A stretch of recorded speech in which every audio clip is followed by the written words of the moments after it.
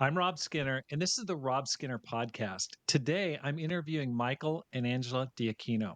Michael and Angela are longtime Christians who have a passion to prepare parents for the job of raising godly kids. Where others focus on raising troubled teens, rowdy middle school kids, or even elementary age children, Michael and his wife have written a book to prepare parents for child raising before their first child is even born. All this and more on the Rob Skinner Podcast.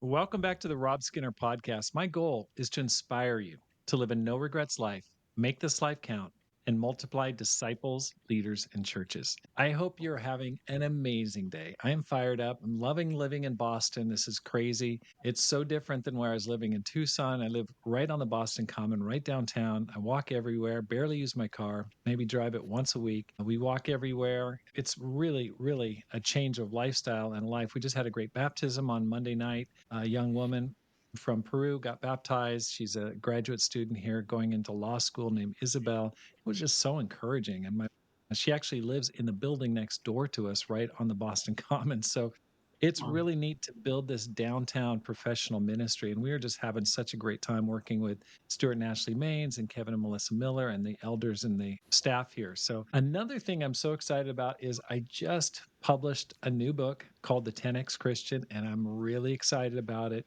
I'm getting good feedback, which is great. I'm asking all my friends to please order the book on Amazon and to read it and to review it. And the first one to review it was Chris Schwarzenberger. Thank you, Chris. The second was Tom Newley in Madison, Wisconsin. Thank you, Tom. They gave me some great reviews. So if you haven't ordered that, please order that book, The 10X Christian, How to Multiply Your Faith and Your Legacy. I think it's a great book. I think it's super helpful. And so you can find that on Amazon. That's my third book, and I hope you will read it. Michael and Angela, welcome to the program. Thanks for having yeah, us. having us. Yeah, it's great to have you guys on the program, and it's really awesome because we were at the small church leadership conference. I was leaving the hotel. It's down the lobby. I saw this young man sitting in one of the lobby chairs, and he flagged me down. Hey, are you Rob Skinner? I said yes. And then you said, Hey, can you give me a ride? My name's Michael. I want to go to the conference too. And so we carpooled over to the to the church. And you got a chance to just share what you're doing there in this Mhm. ministry, and we made a connection, which was really fantastic. But let me just start off. How'd you guys become Christians? So, it goes way back. I didn't grow up a part of the church, a part of our fellowship, but I had a best friend in fourth grade that invited me to church, and I started going with her on my own. I'd go get dropped off at her house on Sunday, and we go to church. And then as we got older, I would go on and off, and then eventually I started studying the Bible my senior year of high school, and that's when I got baptized. It took a while. So for about It eight took a years or while. so. Yeah. Yeah. Mhm. That's awesome. Okay, great. Where was that? That was in Cincinnati, Ohio. Oh, since okay, great. Terrific. Yeah. Michael? Yeah, so I grew up in Chicago, and my parents actually immigrated here from Brazil. They were trying to make ends meet, and my dad was doing this Amway thing where he was trying to sell products, and he was knocking on a door in our apartment complex. He was just knocking on doors trying to sell his stuff, and he happened to just knock on a door. This is 1990, probably 1991 it was in Plainfield, Illinois. Anyways, the group of disciples were having a Bible talk there and invited my dad in. And my parents had been searching for a while, so they were eager to get to know the church and really soon after became Christian. So I was 6 at the time when that happened. So I was able to grow up partly as a kingdom kid in our fellowship. And when I was 14, we kind of lived somewhat far from the church, but my parents did a great job of always connecting us, driving us. They made a lot of sacrifices, and but I had a lot of exposure to the world as well. But I was able to because I was a part of a vibrant teen ministry. I was able to see just what the life of a Christian looked like and how the world just paled in comparison with a life of a disciple. And so I was able to make that decision at 14 to get baptized. And yeah, that's where I became a Christian. Okay, fantastic. So how old are you guys? Like, give me a rough idea. I'm 36. And I'm 40. Michael just turned 40 this year. Yeah. Okay, that's great. You're just Said entering your young man prime. earlier. And I was like, oh, thanks, Rob. 40 to 60 prime years. You just these are the best years. You got a That's lot Started. to right. look forward to. Just getting started. Absolutely. Okay, so how'd you guys meet? How'd you guys get married? Well, funny story. I actually was, before I became a disciple, was invited to a retreat, Campus Street, yeah. campus retreat, like my junior year of high school. That's where I first met Michael. But little did I know, 2 years later, right after I became a disciple, he was hired as my campus minister.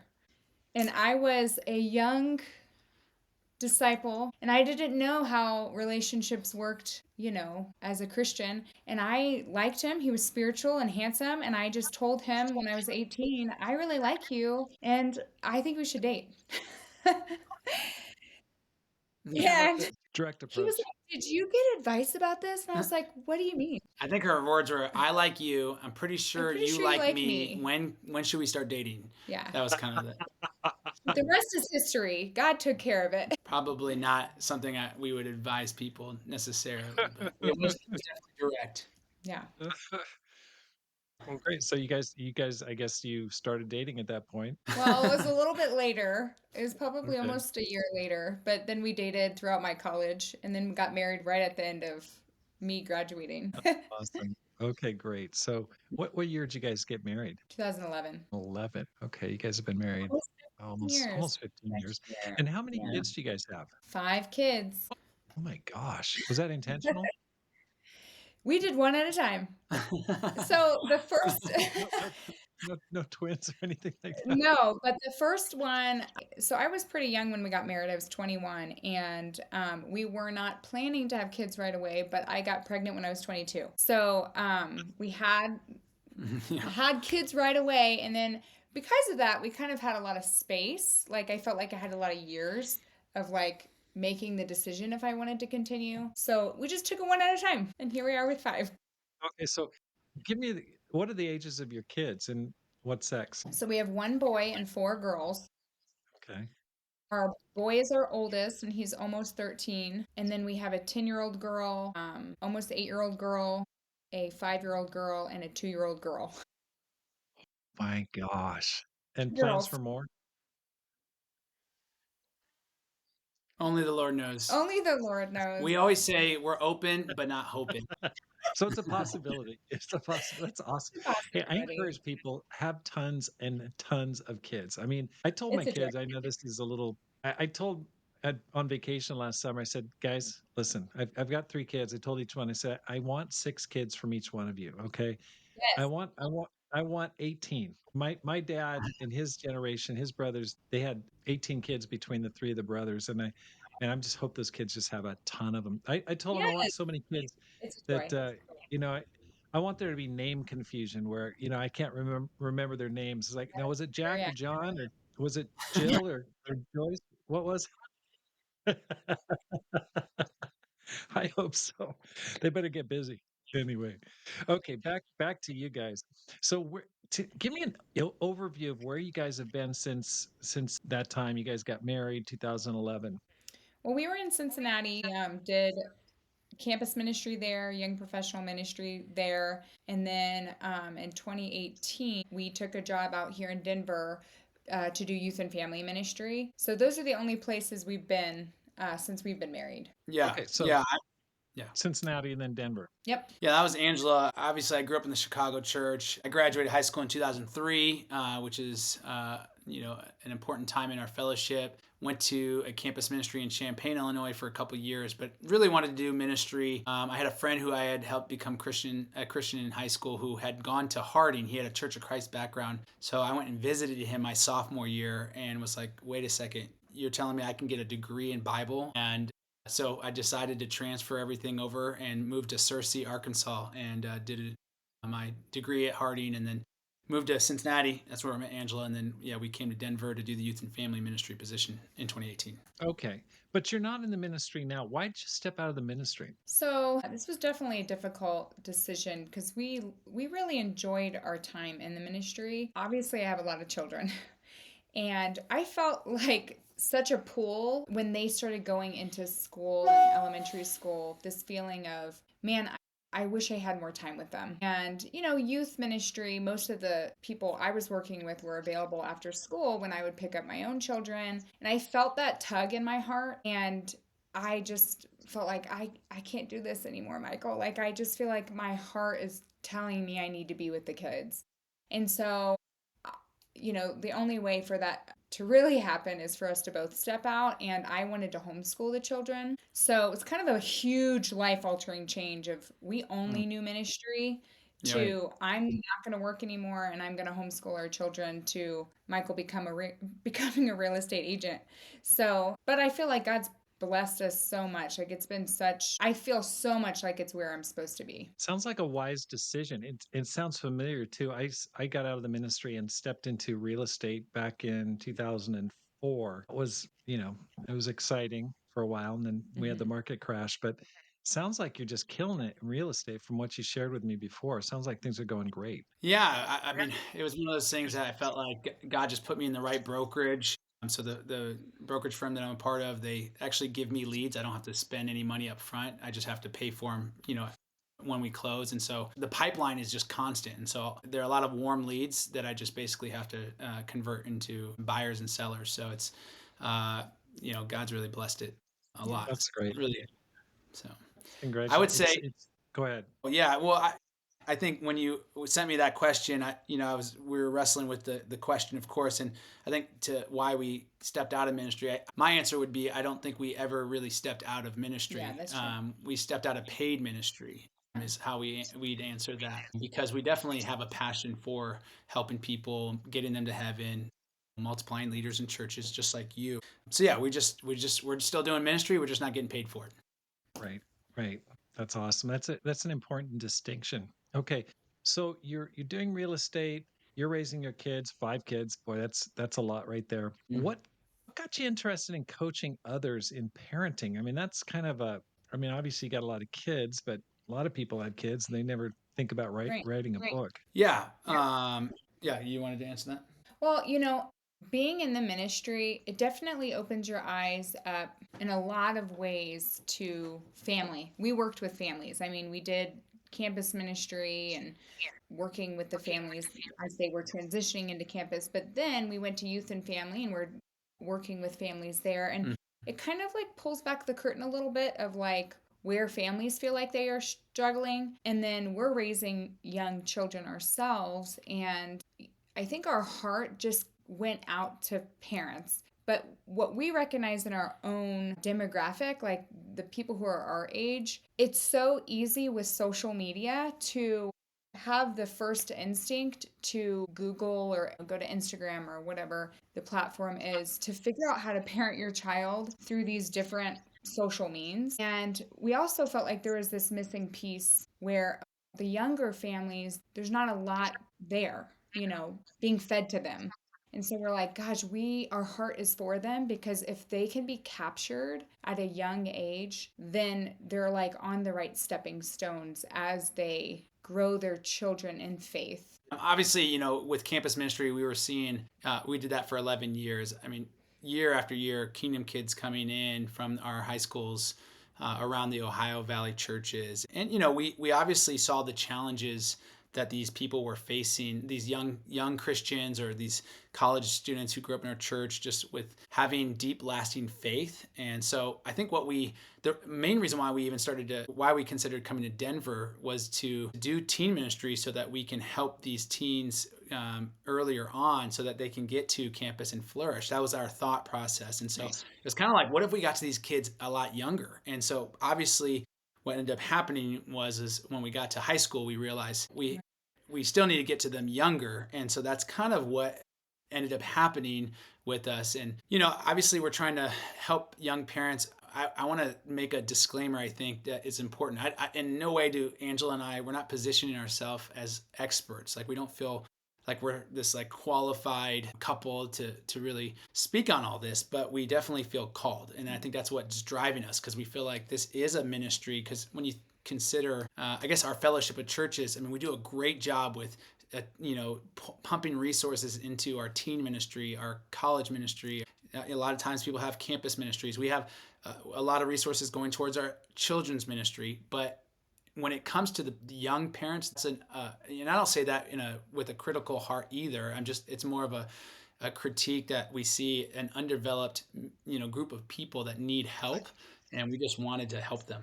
Okay, I've heard about like coaching, you know, I've heard about coaching like parents of teens, and there's books by Doug Jacoby, there's books by Sam Lang on, raising awesome kids in troubled times, things like Mhm. that. Of course, there's books by, Chuck Swindoll, and I mean a lot, I mean Gary Chapman. There's tons of parenting books, but I've never heard of a book or coaching pre-parenting. I mean like pre-birth coaching. Right. How did you come up with that idea? Like that's just totally unique. Yeah, exactly.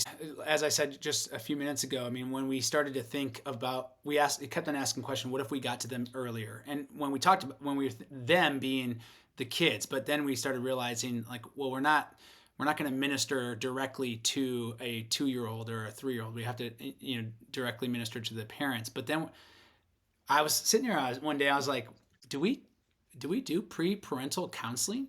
And so I literally just started going around, and Searching. I was like, well, first I went to just different people, and I'm like, we probably do. I just didn't hear about it. And I've probably at this point asked thousands of people, just like, hey, did you guys do pre-marital counseling? And people would be like, yeah, of course. Like, we needed the tools. We never been there before. We got with a couple. They went through a curriculum. I was like, okay, yeah, okay, but how about pre-parental counseling?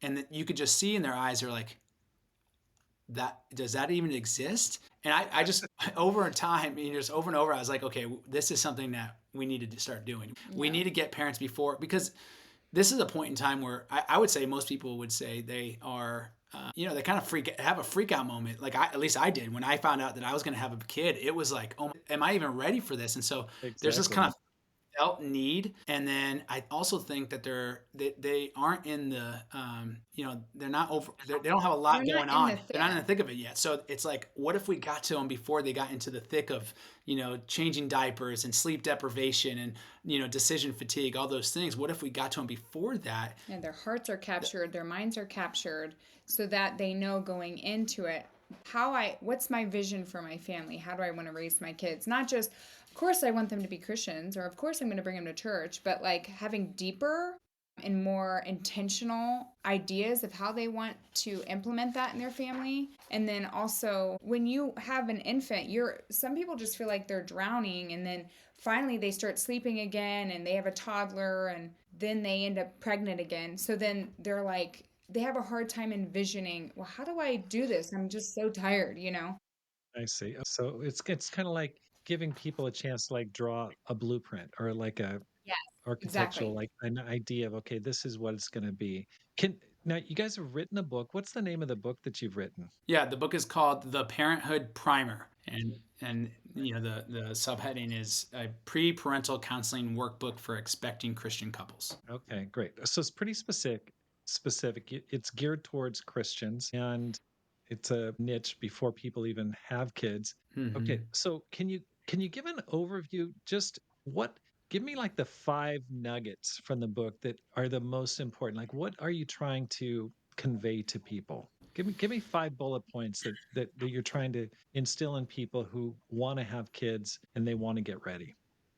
Yeah, yeah, good question. So obviously, again, just like you guys just said, I mean, it's really creating space and time to have discussions prior to the chaos, right? And so things like learning from your parents' parenting, like just taking time to think about what are some of the things that we want to bring with us, and what are some of the things that we don't, And so it's really, um, you know, eating the fish and spitting out the bones kind of thing. So Yeah. I think that's an important thing, Definitely. I think another thing is just embracing parenthood. I think a lot of times, and this is something I struggle with, was just because I was in the middle of I mean, our campus ministry had just tripled in size when my first was born. And I was embracing ministry in my career more than I did my role as a father. And so just really getting people to understand, because I think especially men find themselves, it's very difficult for them to embrace the role of a father.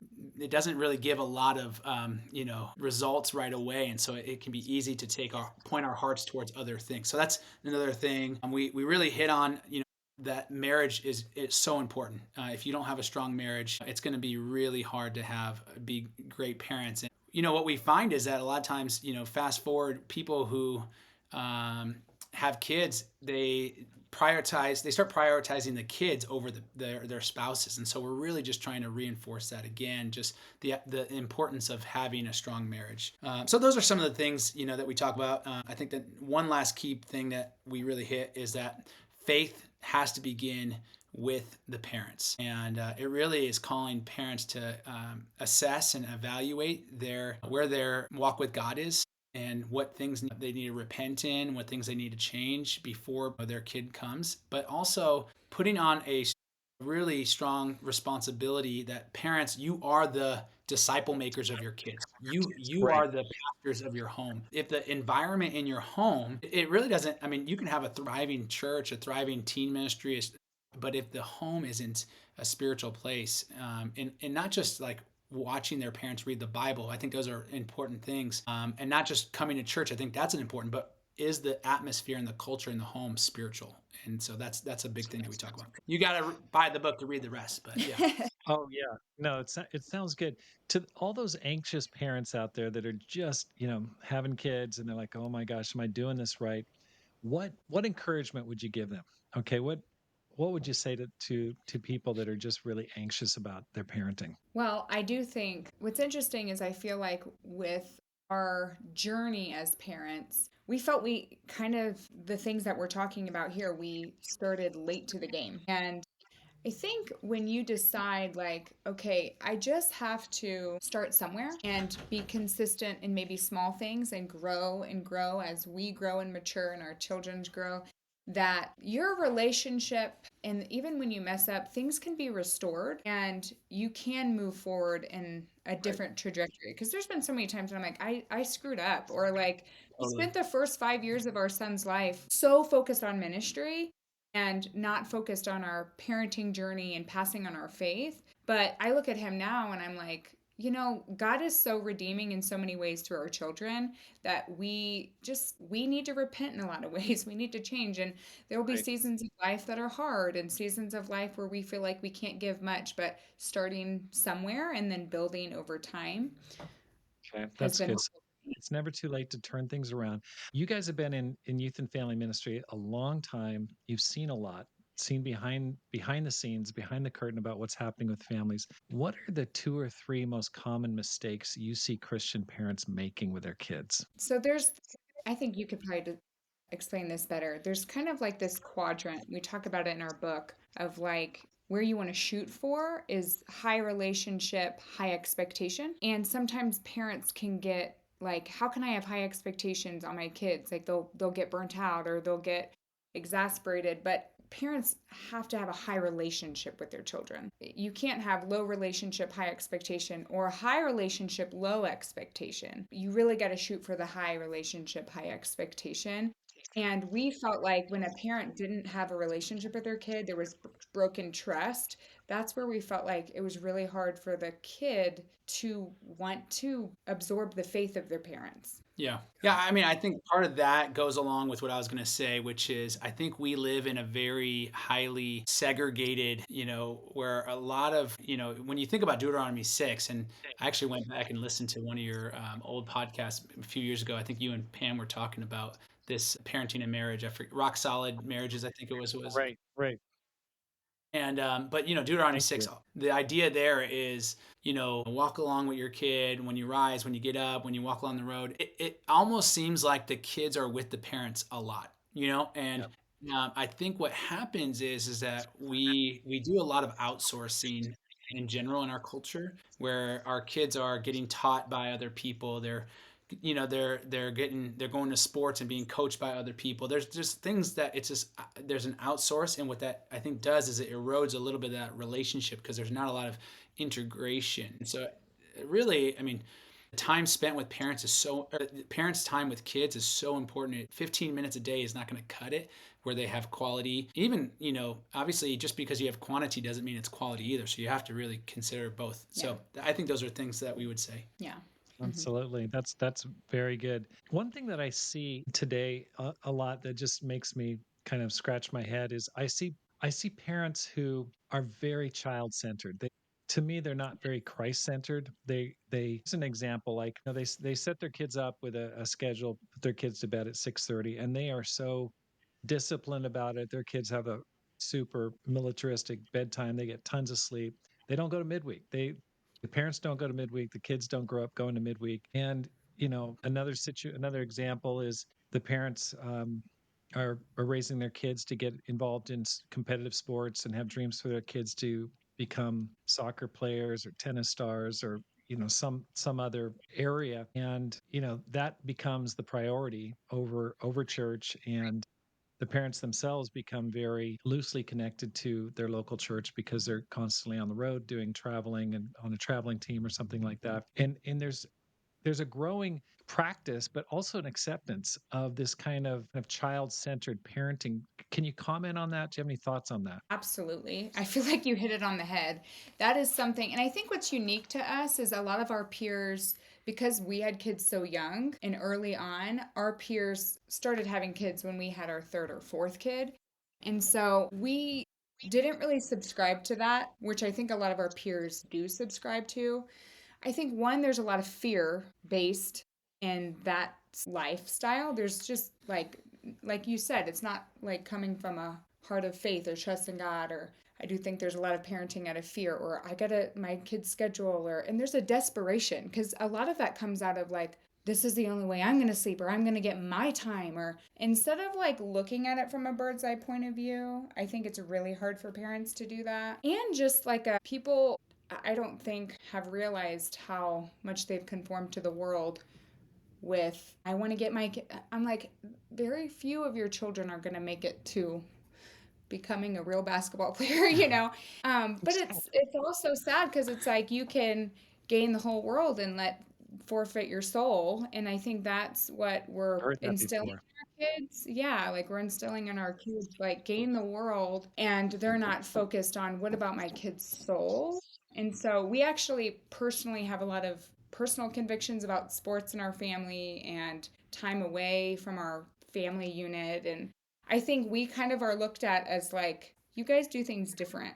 And I don't always think it's in a good way. I think sometimes people feel like confused by some of our choices, but it's because we've seen what it's done. Like we've had the lens of being in the youth ministry and seeing what these teens are choosing or these families and Yeah. I just had an appointment with a couple, and they just poured out their lives. I mean, really made sacrifices, big time, monetary sacrifice, time sacrifices for their kids to succeed in sports. And now, they miss tons of church. I mean, not that going to church alone is the only indicator, but that pursuit of success in sports became like priority for sure.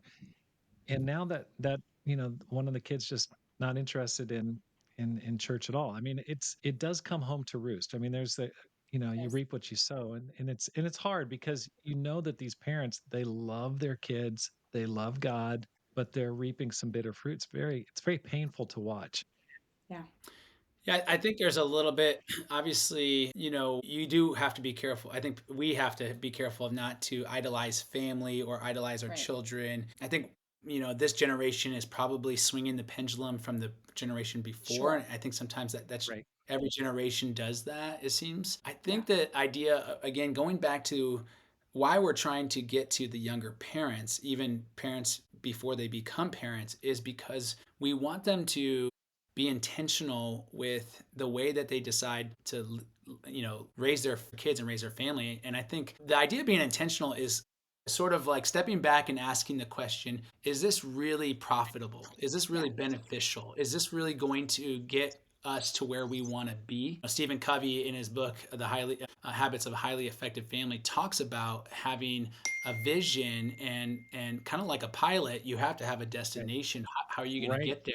I just think, when we sat down and we do this every year, we go out for 3, 4 days each year. We do what we call a family summit at the end of every year, and we just talk about what God has done in the past year and then what we're doing going forward, and is it aligning with the vision that we have agreed to and the values that we've agreed to as a family. And I think that intentionality has allowed us to not get so swayed and so Hmm. like kind of like what the scriptures say, tossed back and forth by the waves. It's like that idea of staying true to who we the family that we want to build, which is a godly family. And so I think that's helps a lot. That's why we're trying to get to Great. parents younger. Great point. I mean, I love that book, by the way. And he does talk about begin with the end in mind. Start with the end in mind. You've got to have an idea of where you want to take your life or your family before you get started. And that's sounds like you guys are starting as early as you possibly can. So that's Yeah. I think that's brilliant. It's chapter Now let's 4 in talk the a book. little bit about this book and this ministry. How like what's it look like to what are you shooting for? Like how are you going to know that you've really accomplished your purpose? Like what has to happen for you to go, man, this is exactly what we hoped would happen. Yeah, I mean, our hope is that we start building stronger and healthier families, because we absolutely feel certain that healthy families, strong families, are going to end up becoming strong churches, and strong Right. churches are going to help build strong communities and neighborhoods. And I absolutely feel like there's a lot of things that we think that this will do short term, but also long term. Long I term. think on the short term, you're going to have when a young parent is being equipped and engaged and supported and seen, they're going to feel a lot more ownership of the church that they're a part of. And I think that's something that again, typically, if you follow the generational cycle of a disciple, if they got baptized in the teen ministry and they go to the campus and they go to young professionals and they go to young marrieds, once they have a kid, they get kind of put into the marrieds ministry, and it's almost like where do those people go? But if there was and so what we're also building, we're not only the pre-parental counseling is one aspect of our ministry. Our ministry is called the Parenthood Project. It's a ministry that's aiming to equip parents and churches to build strong foundations. And so we're trying to help churches build out young parent ministries. And so those people can feel like they have a home, a place where they're getting equipped and supported. So I think that short-term benefit of them staying in a church that they feel seen and supported is important. I also think that there's not a lot of churches, even in the evangelical churches, that are doing this. I've met with many churches outside of our fellowship, and you just go to the website and you click ministry, and you go and the drop down, it's like, what ministries do they have? And there's not a lot of churches who have parenting ministries. And so if as a church, our fellowship, we have an opportunity here to say we have a place for Right. and even preparental counseling, like you're at the park and all of a sudden you see a pregnant woman, make sure you know that she's pregnant, obviously. um, Maybe ask your wife first, but go up and say, "Hey, have you done preparental counseling?" And nobody has done it, so they're like, "What is that?" And you're like, "We have one. We're Yeah. having a series of classes, or things of that nature." I just think it's a great opportunity for churches to capitalize on this time period that a lot of people, um, if you think about it, I think there's three moments in a person's life that they find that they kind of start to consider coming back to the faith. There's, and the three key moments that I say is college, children, and then close to death experience. So those are the three, and we do a great job with our college students, right? Like we pour a lot of, and we need to continue to do that. But children, when people have children, they start to think about coming back to the church, and what if Right. our fellowship has a place for them? That's so. Anyways, That's a great point. I just feel like that's the short term. Long term, you think about a lot of these. You mentioned a couple that you were just reaching out to, and we've seen throughout the years when a couple are empty nesters and their kids are not faithful, you almost see like they just kind of feel deflated. They're there, they come, because they're committed, but have a hard time really believing in this in the church and believing in what is being said. If you flip the script and you see, all of a sudden you have a whole bunch of people whose kids are faithful and they have a great relationship. Imagine long term what that would do to churches, more elders.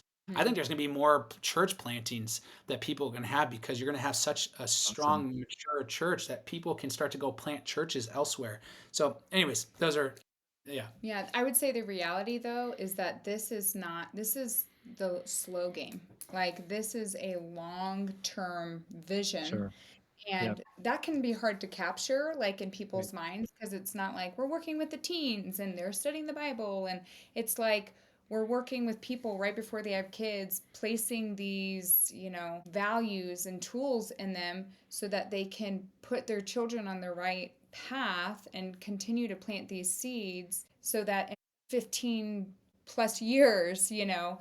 their kid might make that choice themselves. So it's a long game, but we feel like it's so necessary to plant so much in parents early on so that they don't come when they're parents of teenagers and they're desperate and they're scared and they're, you know what I mean? And I'm not a parent of a teen yet, like my son's almost 13, and I don't know how it's going to work out for my kids, but the way I feel is I'm just trying to give my kids the best opportunity with the knowledge I know from scripture and taking ownership of my role. Yeah. I think that's so wise. I mean, you're right. You can't control it. And there are many, many wonderful parents whose kids they don't follow God. And that's God's election. That's God's choice. It's complicated. It has to Right, do with the person has to choose, and God has to choose that person. So right. it's a mystery for sure. But I agree. I think what you're saying is you want to know in your heart that you did everything you could Yes. do to give your Right. kids every chance to follow God. And I think that's so wise, and it's a long-term project. So very, very good. yeah. Okay.